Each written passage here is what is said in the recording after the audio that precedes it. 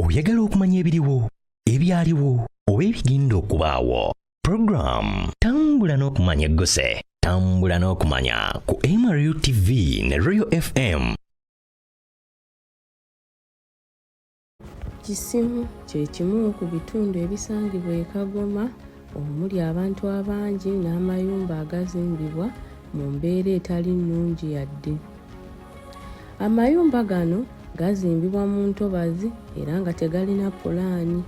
Abantu bangi abazimba mu bifo bino baba tebalina ssente zimala kuzimba mayumba gali ku mutindo, era nga wano omuntu wa wansi naye asobola okufuna poloti mwateeka akayumba mwatandikira n'abaana be.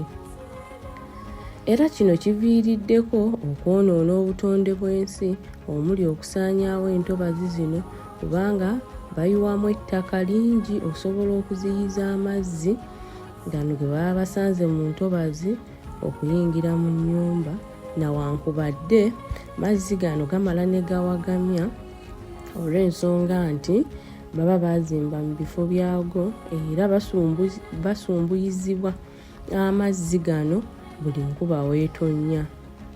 Ekirala kiri nti emikutu gy'amazzi gibeera mitono oba nga tegiriiyo yadde n'akatono, nga gyazibikira nga tegayina nawe gayita.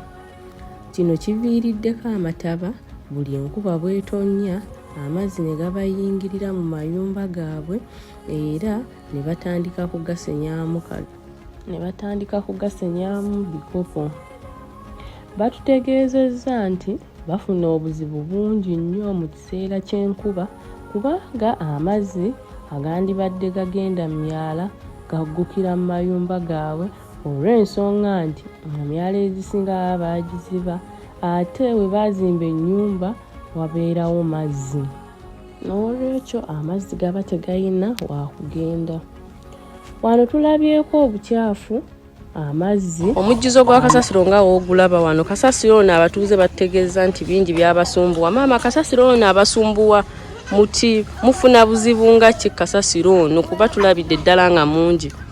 Bana tuze kutufuna obuzibu kasasiro ndowooza ng'omuswera muyitirivu.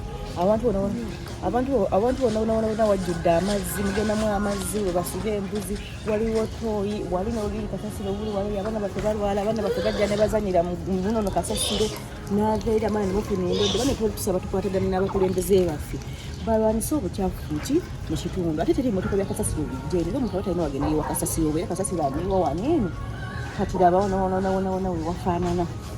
Abantu bakyafu nnyo, endwadde kwe ziva, naye nga temusobola okugamba ne muganda ne mumenya abantu, ne mumenya mu ntobazi, ne mumenya ennyumba z'abantu, naye ate eno waggulu ku lukalu ne mutafaayo. Tubalonda bannange kutuyamba, bane mutuyambe ku nsonga ya kasasiro. Mayonjo matono ddala okufuna olw'ensonga nti enzizi ziri walako ne gye babeera, kubanga amazzi agasinga baagaggyawo. Ne kasasiro bireeta endwadde nga kolera, omusujja, endwadde z'ekifuba n'endala nnyingi. Batutegeezezza nti we wabaawo enkolagana wakati waabwe basobola okukyusa embeera y'ekitundu kyabwe ne kifuuka ekirungi, nga muno basobola okukwatira wamu ne bakola emirimu omuli bulungi bwansi, okugogola emyala, okufuna we bayiwa kasasiro nga si buli wamu we basanga we bayiwa nga we bakola, kubanga tulabyeko nga buli we basanga bayiwawo kasasiro, ekiviirako obulwadde obutatadde n'okukyafuwaza ekitundu kyabwe.